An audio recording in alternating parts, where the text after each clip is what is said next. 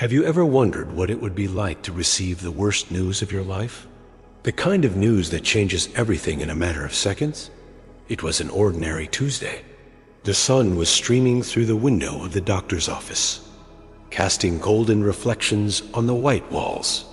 She sat there, in that cold leather chair, hands clasped in her lap, waiting, waiting for words she never imagined she'd hear.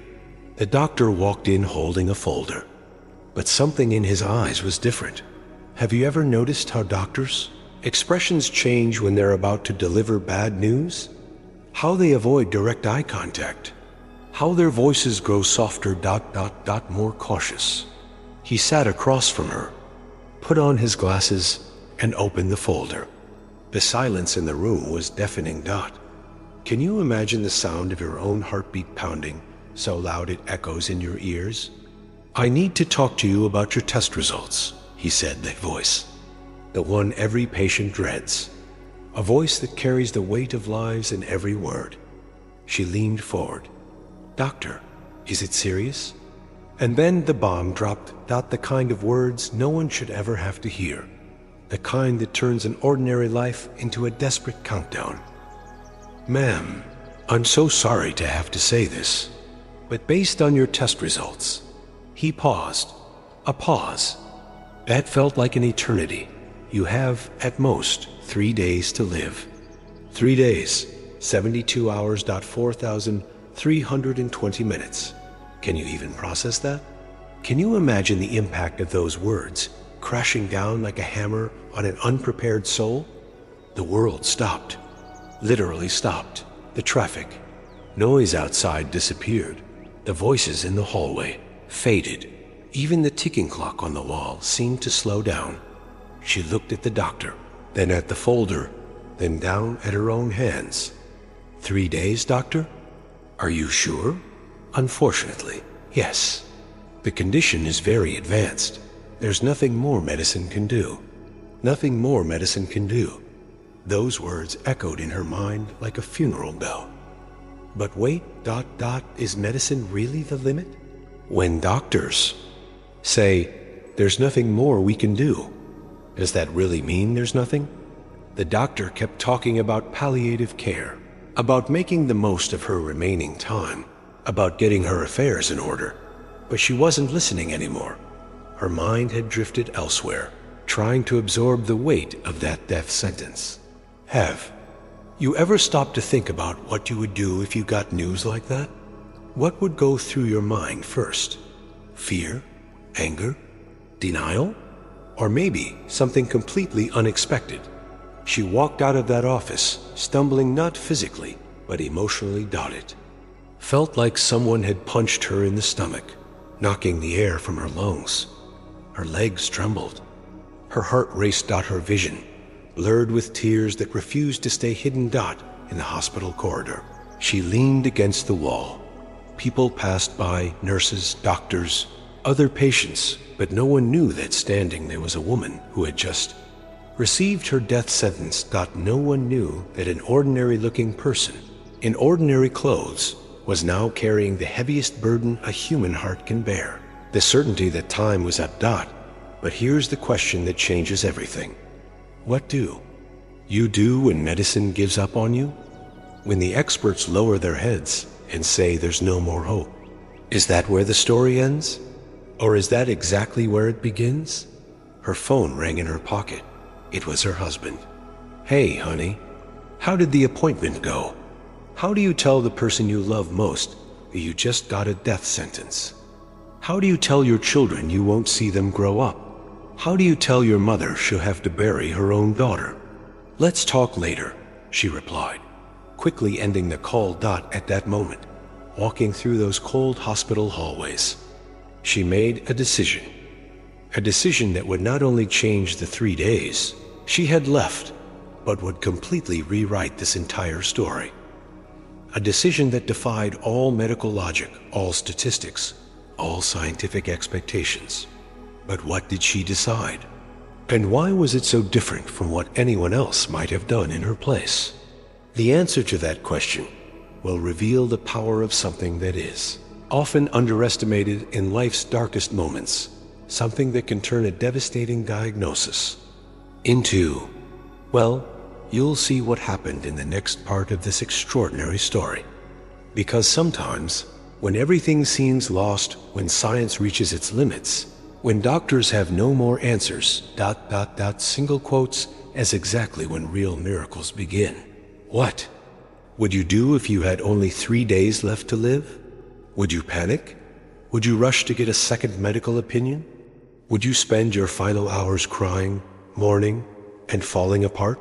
She did something completely different, something no one expected, something not even she knew she would do until that very moment, on the drive home, inside that silent car, as tears continued streaming down her face.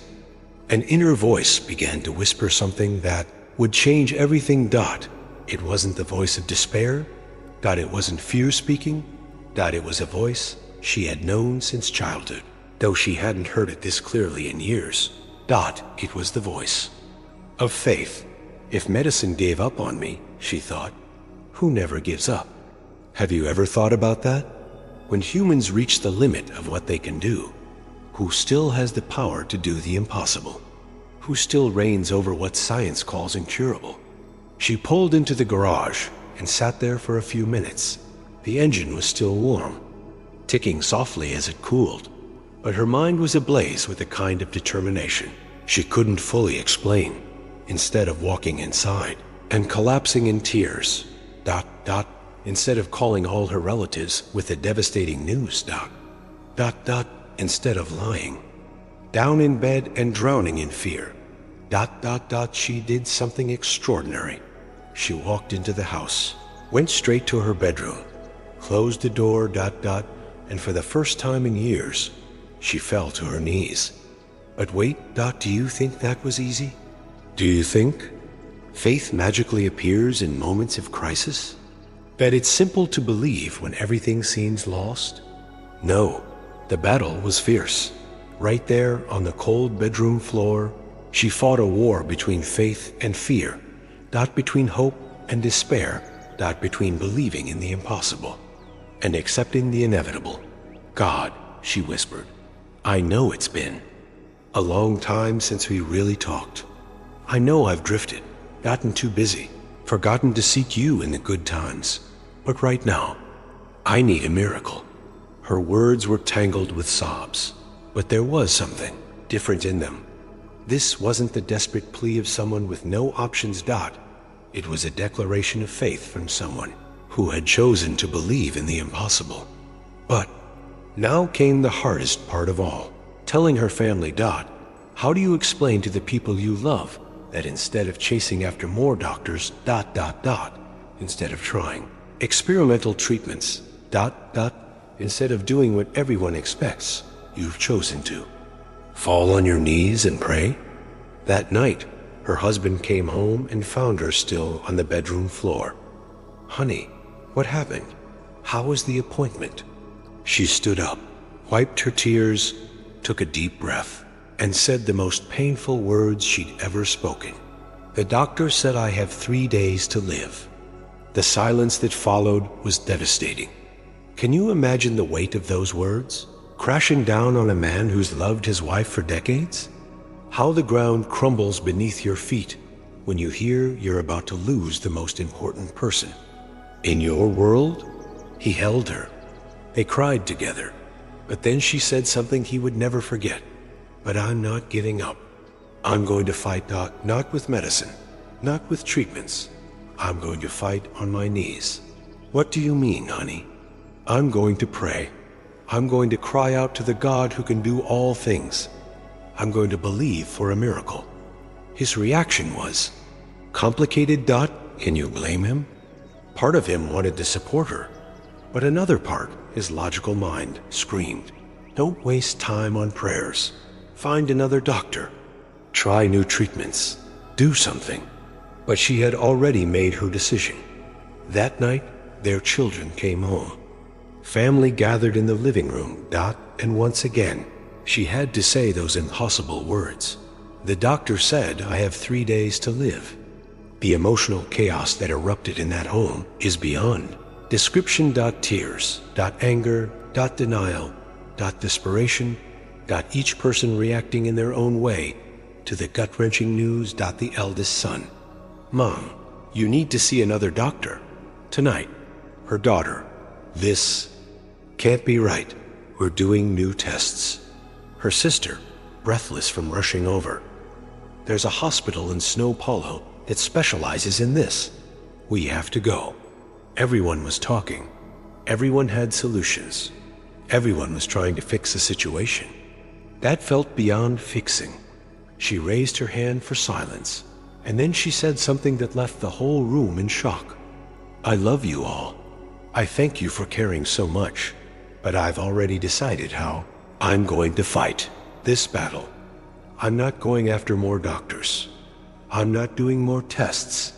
I'm going to do something you may not understand right now, but I know in my heart it's the right thing. What, Mom? I'm going to pray. I'm going to fast. I'm going to cry out to the God who raises the dead and calls into existence what does not yet exist. If He created my body, He can heal it. If He gave me life, He can restore it. The silence that followed was thick with disbelief. Some thought she'd lost her mind. Others assumed she was just in denial. Very few understood that what she had just done, was actually the bravest thing a person can do, because you know what the hardest thing is to do when you're desperate. It's not crying, it's not screaming, it's not running around chasing answers, it's stopping, falling to your knees, and placing everything in God's hands. But Mom, her daughter asked quietly, what if it doesn't work? She looked each family member in the eyes and answered with a conviction that seemed to rise from the depths of her soul. But what if it does? That night, while the family planned, panicked, and searched for medical answers, she slipped back into her room, dropped to her knees, once again, and began doing something that would not only change her life, but the lives of everyone around. Her she began to pray with an intensity she had never known before, as if her life depended on those words. Because the truth is it did, and what happened during that first night of prayer, was only the beginning of something extraordinary, something that would defy every medical law and human expectation. Because sometimes, when we choose faith over fear, when we choose to believe instead of giving up, when we choose to fall on our knees instead of raising our fists, that's when God starts to move mountains, And trust me, you haven't seen anything yet. Not talking about a mechanical, memorized prayer, the kind we recite without even thinking. I'm talking about a prayer that rises from the depths of your soul. A prayer born when life is literally hanging by a thread. It was 3 a.m. The whole world was asleep, but she was awake. How could she sleep, knowing she had only 2.5 days left to live? How do you close your eyes when every passing minute could be your last? The house was silent. Her husband had finally fallen asleep after hours of weeping. The children had gone back to their homes, hearts shattered. Streetlights cast faint shadows. Across the room and there, in the middle of the night, something extraordinary was about to happen. She had been on her knees beside the bed for over an hour. Her legs ached, but she didn't care. The physical pain was nothing compared to the urgency she felt in her spirit. It was as if every fiber of her being was crying out, now! It's now or never. Lord, she whispered, her voice trembling. I know I don't deserve anything. I know I've failed you so many times. But now I need you more than ever before. Can you imagine the intensity of that moment? When death is knocking at your door, when the doctors have given up, when there are no more plan, BS ... single quotes S, when you find out whether your faith is real or just a religious ornament. Tears streamed down her face. But they weren't tears of despair. They were tears of someone who had finally found her way home. Tears of someone who rediscovered that there's a God who hears, who cares, and who still works miracles. Father, she continued, you know, every cell in my body. You formed me in my mother's womb, Doc. If there's something destroying my life, you had the power to destroy what's destroying me. If death is trying to take me, you are stronger than death. But here's the part that might send shivers down your spine. At that moment, something changed in the atmosphere of that room. Have you ever felt the presence of God so deeply that it was almost physical? When the air itself feels heavier. When a peace you can't explain floods the room, when you're absolutely certain you are not alone? The room, which just seconds earlier was engulfed in the still darkness of night, suddenly felt lit by a light that didn't come from anywhere visible. Not a light you see with your eyes, but one your heart feels. Lord, I know you're here, she whispered, and now her voice trembled not with fear, but with reverence. I can feel your presence in this room. And then she began to pray like she had never prayed before. Words flowed from her lips, faster than she could control. Dot, it was as if her spirit was directly connected to heaven, Dot, as if every word was an arrow of faith, being fired into the impossible. I declare healing over my body. I declare life where medicine sees death. I declare that your plans for me are good and not evil. Lord, you said that by your stripes we are healed. I cling to that promise like a lifeline. But wait, Dot, do you think it was easy? That faith just flowed. Naturally? That there were no moments of doubt? Of course not. Right in the middle of that intense prayer, in the midst of that desperate cry, her mind began to whisper, "You're fooling yourself. The doctors know what they're talking about. You're going to die, and you're just wasting your time." Do you know that voice? That inner voice that shows up at the most critical moments to plant doubt, to make you quit, to convince you that it's no use trying. But here's what made this prayer different from every other prayer she had ever prayed. Instead of listening to the doubt, she used it as fuel to pray with even more intensity. No, she said out loud, surprising even herself, I will not listen to the voice of unbelief. Lord, you are the God of the impossible. You're the God who parts seas, who brings down walls, who raises the dead. If you can do that, you can heal my body. And then something happened that she would never forget. Something that would forever change her understanding of prayer. Faith and the power of God. Dot, she began to feel a strange warmth in her chest. Dot, it wasn't a fever. Dot, it wasn't anxiety. Dot, it was as if a supernatural energy was entering her body cell by cell, organ by organ. What's happening to me, Lord? She asked, still on her knees, and then she heard it, not with her physical ears, but with the ears of her spirit. A gentle, loving voice that spoke directly to her heart. Daughter, I have heard your prayer. Your faith moved me. Doc, rise up, for death no longer has power over you. Can you imagine the weight of those words? When God speaks, when he truly speaks, there is no doubt left. No medical argument stands. No statistics matter. She kept praying until the sun began to rise. 6 straight hours of crying out, of declarations, of spiritual warfare. And when the light of dawn broke through the window, she finally stood up. But something about her had changed, something she couldn't explain. Her eyes sparkled in a new way.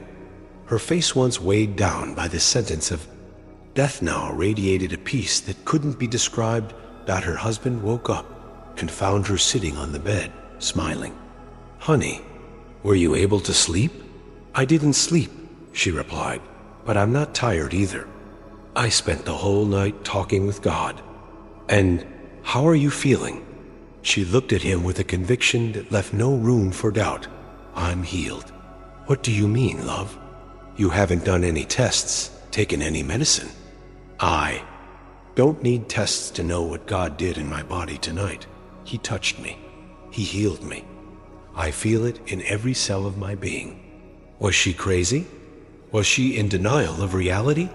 Or had something truly happened in that room, something science can't explain? Because here's what you need to understand. There are prayers that only ask, and there are prayers that declare. There are prayers that beg, and prayers that command. There are prayers that wait, and prayers that take hold. That night, she didn't just pray. She fought a spiritual battle. She didn't just ask. She took hold of his promises. She didn't just cry for a miracle. She received a miracle. But how do you prove it? How do you convince a desperate family? How do you convince skeptical doctors?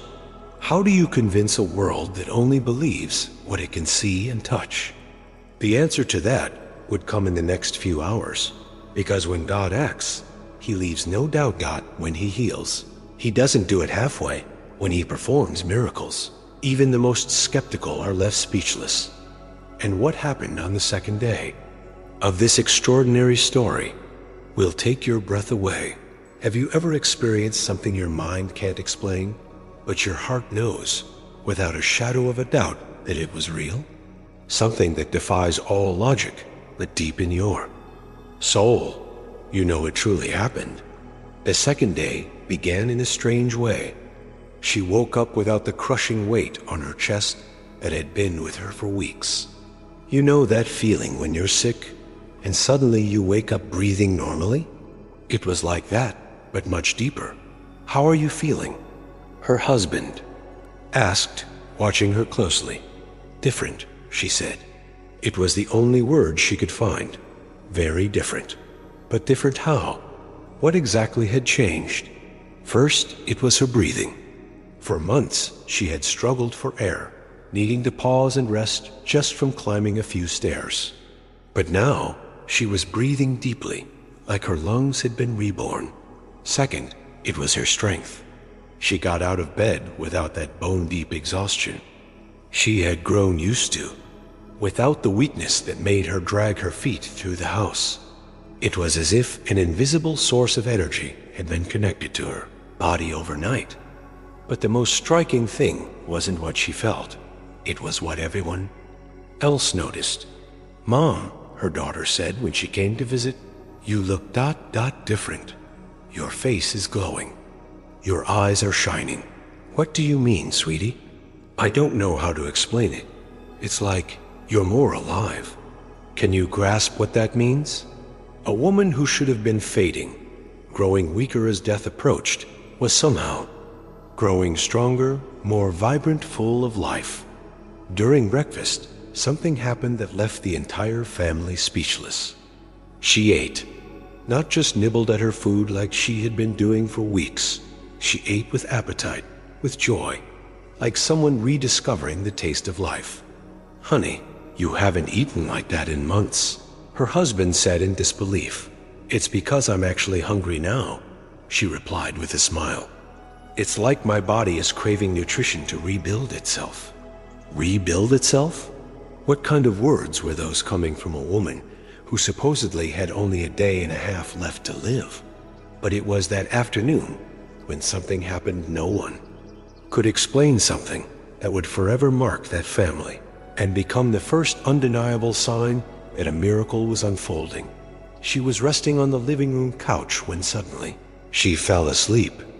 But it wasn't an ordinary sleep. It was as if she had been transported somewhere else, to another realm. And then she dreamed. But have you ever had one of those dreams that feels so real, so vivid, that when you wake up, you're certain it wasn't just a dream? That it was a message, a revelation, a supernatural encounter? In the dream, she was in a garden. But not just any garden. This place was breathtaking. The flowers had colors she had never seen before. The sky was a shade of blue not found on Earth. And the peace radiating from that place was beyond human description. And then he appeared. Jesus. Not like in the paintings, not like in the movies, but as he truly is.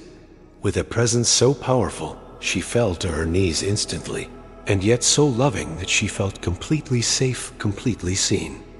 "Daughter," he said, and his voice was like the sound of many waters. "Why did you doubt?" "Lord, I didn't doubt. I prayed. I cried out." "Not me," he smiled, "but yourself. You thought you were worthy of a miracle." It was true. Deep in her heart, a part of her still whispered that maybe she didn't deserve such. A great miracle. That maybe God performed miracles for others, but not for her. "Lord, Daughter, I don't heal because you deserve it. I heal because I love you. And when I love, I heal completely." He reached out and touched her chest. The touch was like a stream of liquid light entering her body, flowing through every vein, every organ, every cell. It was warm, but it didn't burn. It was powerful, but it didn't hurt. It was transforming. "It is done," he said. "Go and sin no more. Your faith has made you whole." She woke up with tears streaming down her face. But they weren't tears of sorrow. They were tears of awe, of gratitude tears from someone who had just encountered the living God. "What is it, love?" her husband asked, sitting beside her on the couch. "He came," she whispered. "Jesus came and touched me." "What do you mean? You had a dream?" "It wasn't a dream. It was real. More real than anything I've ever lived. He healed me. I felt his hands on me. I felt his power move through my body." At that moment, she placed her hand on her chest, the exact spot where Jesus had touched her in the dream. And then she felt something extraordinary. The pain was gone. The pain that had tormented her for months, that made her cry at night, that stopped her from breathing freely, was completely gone. "The pain is gone," she said, stunned by her own words. "The pain in my chest, it's not there anymore." Her husband looked at her with a mix of hope and disbelief. "Are you sure?" She stood up from the couch and for the first time in months took a deep breath, filling her lungs completely. No pain, no tightness, no fear. "I'm sure. He healed." But the family was still caught between hope and skepticism. How could they believe in a dream when medical science had been so clear? How could they trust a vision when the test results painted such a different picture? Then she made a decision that surprised everyone. "Tomorrow, on the third day, I'm going back to the doctor." "For what, Mom?" "To show him what God has done." "But what if—" "There's no what if," she interrupted, her voice filled with unshakable conviction. "God healed me, and tomorrow the whole world will know." That night, she slept deeply for the first time in months. No pain, no medication, no anxiety about death creeping into her thoughts.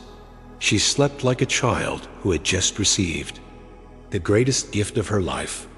And do you want to know something even more incredible? She dreamed again. But this time, it wasn't an encounter, it was a celebration. In the dream, she was at a great party, surrounded by people she didn't know, but who embraced her like family. And they were all celebrating the same thing. A miracle dot when she woke up on the third day, the day that was supposed to be her last. According to the doctor's prognosis, something extraordinary had happened, not just in her, but in the entire household. It was like a heavy cloud had lifted off that home. The atmosphere was different. The air felt lighter, and even the sunlight pouring through the windows seemed brighter. "Today is the day," she told her husband with a smile he hadn't seen in a long time. "The day for what?" "The day medicine will have to admit there is a power greater than its limitations." But was she right? Were the dream, the feeling of healing, the unshakable peace, were they truly signs of a miracle? Or was it just the desperate mind of a woman clinging to hope? The answer would come in just a few hours when she walked back into that medical office. When the same tests that once declared her death sentence were repeated, and what those results revealed would leave not only the doctors, but the entire hospital staff completely speechless. Can you imagine the courage it takes to walk back into the doctor's office, The same doctor who gave you 3 days to live on the exact third day? She was there, in the same waiting room, sitting in the same chair she had sat in just 3 days before. But everything was different. She was different. Her husband, sitting next to her, noticed how calmly she was breathing, how her eyes sparkled, how she radiated a peace that didn't make any sense in that place. "Are you sure about this?" he asked for the 10th time. "I am," she said, gripping his hand firmly. God doesn't do things halfway. Other patients came and went. The hospital's routine continued as normal. But right there, in that waiting room, something was happening that would challenge everything those professionals thought they knew about medicine. The nurse called out, "Mrs. Maria Santos?"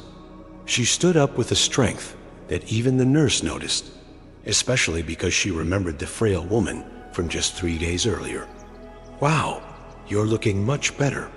"I'm healed," she replied simply. The nurse smiled politely, the kind of smile healthcare workers give when trying to be kind to patients they assume are in denial. "That's wonderful, Mrs. Santos. The doctor will see you shortly." When the office door opened, the doctor looked up in surprise. This wasn't the same woman who had left his office 3 days ago. That woman had been slouched, pale, visibly weak. The one walking in now stood tall, had color in her cheeks and life in her eyes. "Mrs. Santos," he said, glancing at the paperwork, "how are you feeling today?" "Doctor, I'm healed." He looked over his glasses with the expression doctors use when they hear something that defies their understanding. "Ma'am, I understand that you want to feel better, but unfortunately, the test results ... Doctor, I want to redo the tests." "Redo the tests? But ma'am, that's not going to change what?" "Please," she interrupted, not rudely, but with calm firmness, the kind of tone that comes from someone who knows exactly what they're doing. "I'd like to repeat all the tests you ordered 3 days ago." The doctor looked at her husband as if hoping he might help talk her out of it. But the husband only said, "Doctor, please run the tests. You do realize that this is unnecessary?" The tests from 3 days ago were conclusive. "Doctor," she said, locking eyes with him, "you're a man of science, aren't you? And science is based on evidence, right? Then give me a chance to show you new evidence." There was something about the way she said it, such unwavering conviction, that made him stop arguing. Even against his professional instincts, he agreed. "All right, we'll run the tests." The next 2 hours were the longest of that family's life. X-rays, CT scans, blood work, MRs, every medical protocol was repeated. Same team, same machines, same procedures. But here's what was different. She wasn't afraid anymore. During each scan, as the machines whirred and buzzed, capturing images inside her body, she whispered silently, "Lord, let your work be revealed. Let your glory be shown." The technicians began exchanging glances, whispers in the hallway, quiet conversations. Something was happening, but no one was ready to say what. "Mrs. Santos, please wait in the lounge. The doctor will call you in shortly." She returned to the waiting room, but now the atmosphere had shifted. Nurses walked by and looked at her with curiosity. Technicians pointed discreetly. It was as if word of something extraordinary was spreading through the hospital. An hour passed, an hour that felt like forever. Then finally, the nurse appeared again. "Mrs. Santos, the doctor is ready for you." She walked into the office, and the doctor was sitting with a stack of scans spread across his desk. X-rays in hand, held up to the light, he looked confused, perplexed, like a man staring at an impossible puzzle. "Doctor?" she asked, taking her seat. He looked at her, and for the first time in 3 days, seemed truly speechless. He opened his mouth, then closed it, then looked back at the scans, then back at her. "Mrs. Santos," he finally said, I owe you an apology. An apology for what, doctor? For the tests from 3 days ago. There must have been some mistake. A mix-up with the results. Ah, doctor, she interrupted gently. There was no mistake. The tests from 3 days ago were correct, but that's impossible. Look here. He held up the current X-ray to the light. Your lungs are completely clear. There's no sign of any tumors, no spots, nothing. And your blood work, all your tumor markers are normal, completely normal. Silence filled the room like a storm. The doctor kept glancing between the old scans and the new ones, as if witnessing. A magic trick he couldn't unravel. This doesn't make sense, he muttered. Medically speaking, this is impossible. Tumors at the stage you had don't just disappear. That's not how medicine works. That's not how the human body works. You're right, doctor, she said, her voice steady. Medically, it's impossible. But there's something beyond medicine. What do you mean? There is God. He looked at her like she had just spoken in a language he didn't understand. Ma'am, I respect your faith, but science can't explain what happened to me, doctor. You just said it was impossible. So if science can't explain it, maybe it's time to admit that there are things beyond human understanding. He was quiet for a long moment, staring at the evidence before him. Finally, he said something no doctor ever wants to say. I have no explanation for what happened to you. But I do, she said. God healed me. Ma'am, I don't know what to say. In 30 years of practicing medicine, I've never seen anything like this. This goes against everything I've learned, everything I was taught. Doctor, can you discharge me? He looked again at the scans, shook his head in disbelief, and scribbled something on her file. Technically, you no longer require medical supervision. Your results are ... perfect. As she walked out of that office, holding the scans that proved her complete healing, the entire hospital staff turned to look. The news had already spread. The woman who had only 3 days to live was now completely healed. In the hallway, a nurse approached her. Mrs. Santos, is it true? You are terminal? Yes, she answered. And now? Now I'm healed. God performed a miracle. Do you really believe it was God? She paused, looked at the young nurse, and said something that echoed throughout the hospital. Sweetheart, when medicine says there's nothing left to do, when doctors give up, when science reaches its limit, that's when God shows he has no limits. That afternoon, when she walked into her home with the test results in hand, the entire family broke down in tears. But they weren't tears of sorrow. They were tears of gratitude, of awe, of absolute certainty that they had witnessed a genuine miracle. Baby, her husband asked, how are we supposed to explain this to people? We don't explain it, she said. We testify. Because here's the truth you need to understand. There are moments in life when God decides to reveal his power in such a clear, undeniable way that even the most skeptical are left without arguments. But the story didn't end there. In fact, it was only beginning. Because when God performs a miracle in your life, he doesn't do it just for you. He does it so that you become a living testimony of his power. And what she did with that second chance would go on to transform not just her life, but the lives of hundreds. Who would one day hear her story? What would you do if God gave you a second chance at life? If you came back from the brink of death with absolute certainty that it was a divine miracle that saved you? Her answer to that question would completely shape the rest of her life. In the first few days after her healing, she couldn't stop looking at the test results. Those papers were more than just medical reports. They were tangible proof that the impossible had happened. They were evidence that God still performs miracles in the 21st century. But it was one morning, 3 weeks after her healing, when she had a revelation that would change everything. She was having coffee, doing the simple things of life she had almost lost forever, when suddenly a question echoed in her heart. What will you do with the life I gave back to you? It wasn't a voice from the outside.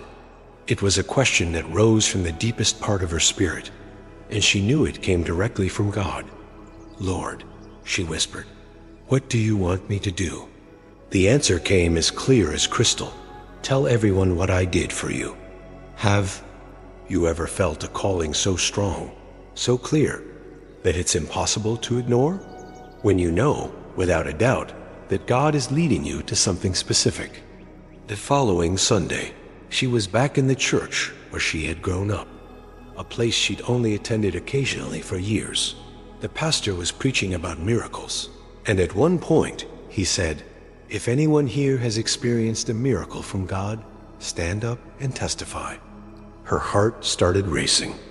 It felt like those words were spoken directly to her, but standing up in a crowded church, sharing personal details, talking about being on the edge of death, that required a kind of courage she wasn't sure she had.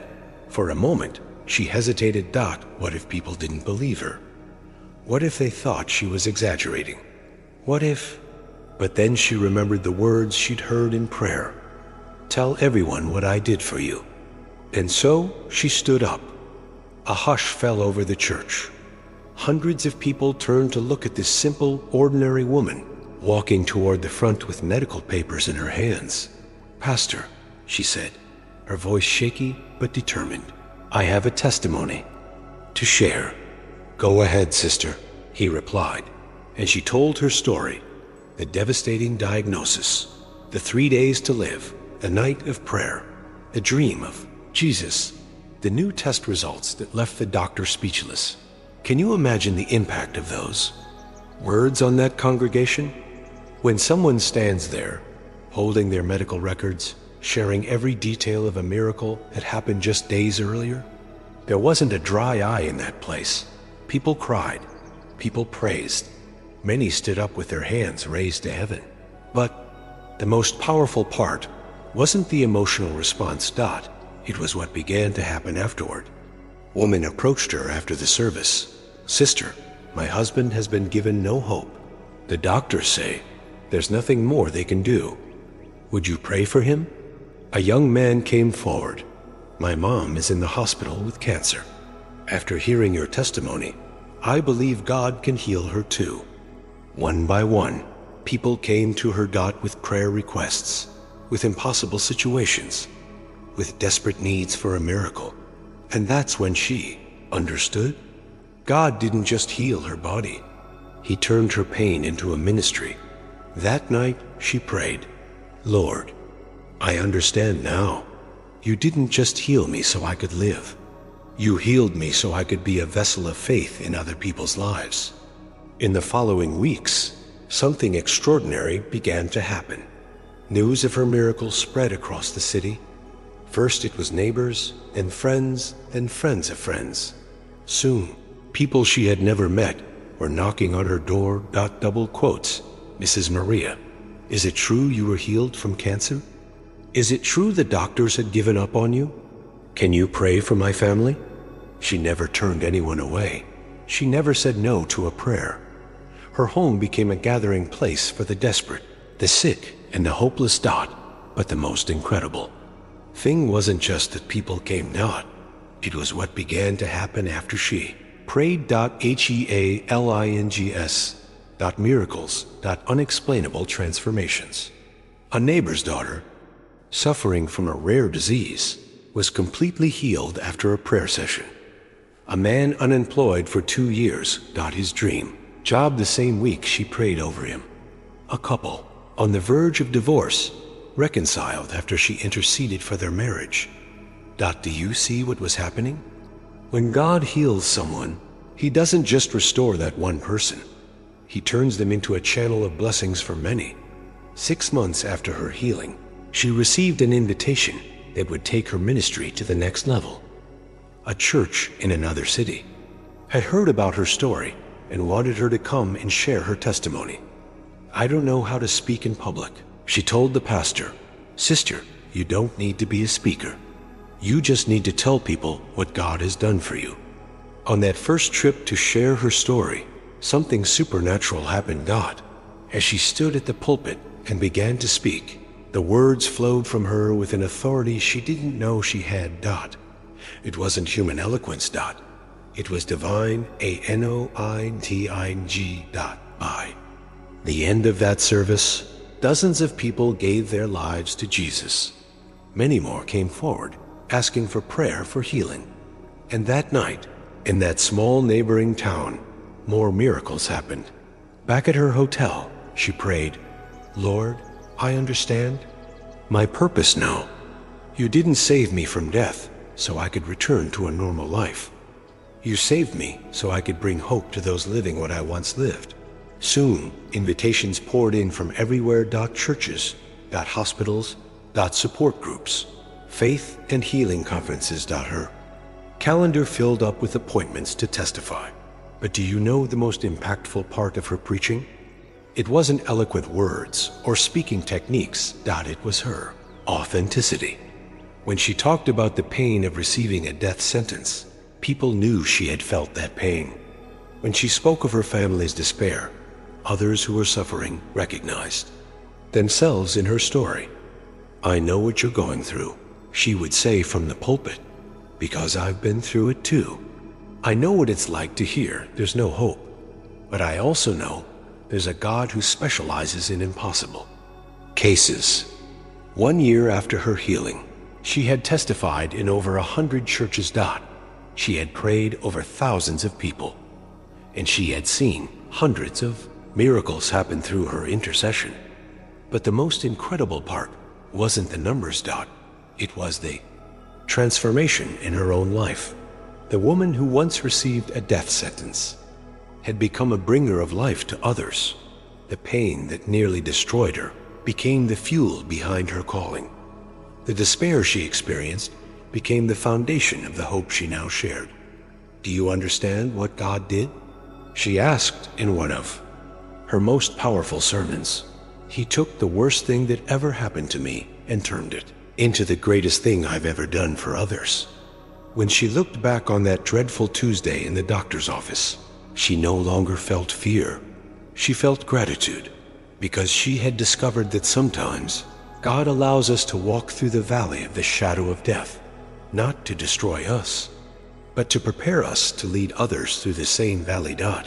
Her life had taken on a purpose she never imagined. Every new day was a chance to show someone that miracles still happen. Every new prayer was an opportunity to see God move again. And the most extraordinary part?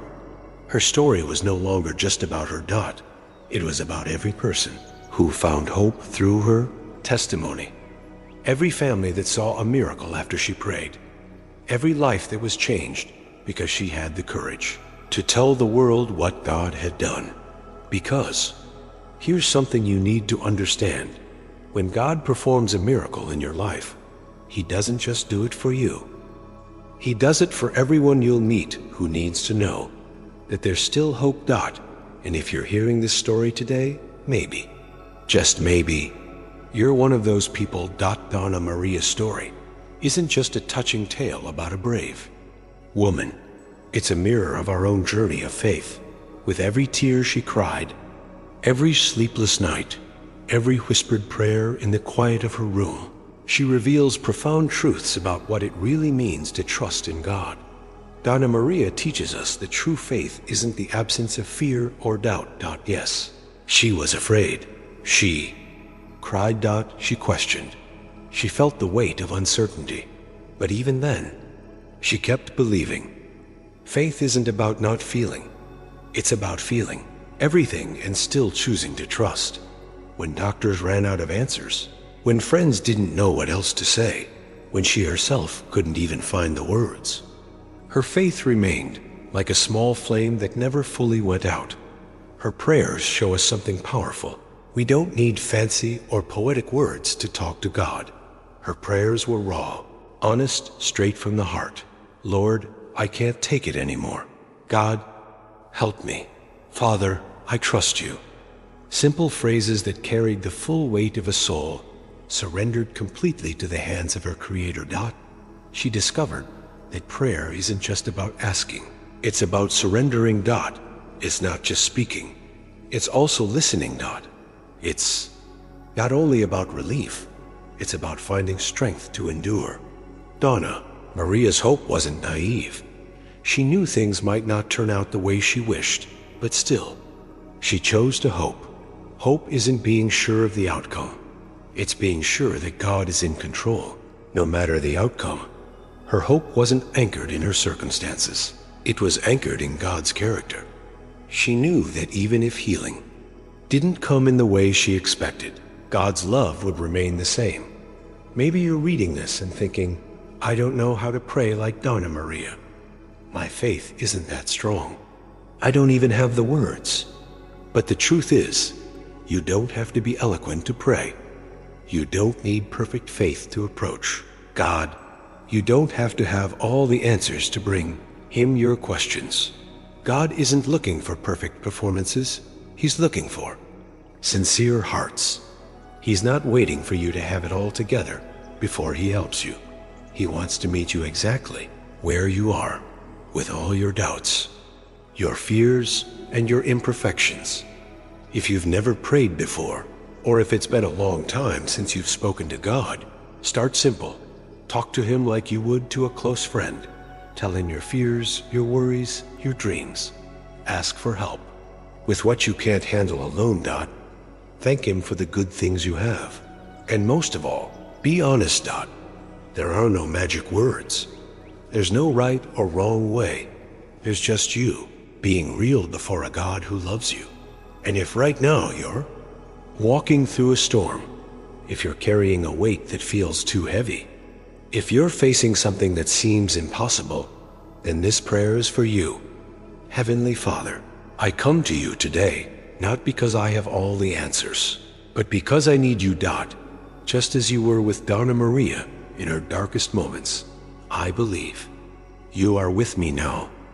I surrender this situation that is weighing so heavily on my heart. I place in your hands this burden I can no longer carry on my own. You know every detail of my struggle, every tear I've cried, every sleepless night I've endured. Lord, I need your peace that goes beyond understanding. I need your strength when mine is gone. I need your wisdom when I don't know which way to go. I'm not asking you to take away every difficulty from my life, but I'm asking you to walk with me through them. Let me feel your presence even in the darkness. Let me find hope even when everything feels lost, just as you worked a miracle in Donna Maria's life. I believe you can work in mine too. But if your will is different from mine, give me strength to accept it and trust that your plans are always better. Thank you for never leaving me. Thank you for loving me more than any problem I'll ever face. Thank you that I can rest in you. In Jesus' name I pray. Donna Maria's story is still being written in the life of every person who chooses to trust God in the middle of their storm. Your story may look different from hers, but the God who held her is the same God who wants to hold you. It doesn't matter how long you've been fighting. It doesn't matter how many times you've tried and failed. It doesn't matter if your faith feels as small as a mustard seed. God can still do the impossible. Your battle is not the end of your story. It's just a chapter, and God is writing a beautiful ending for you. So trust. Pray. Wait. The miracle might be closer than you think.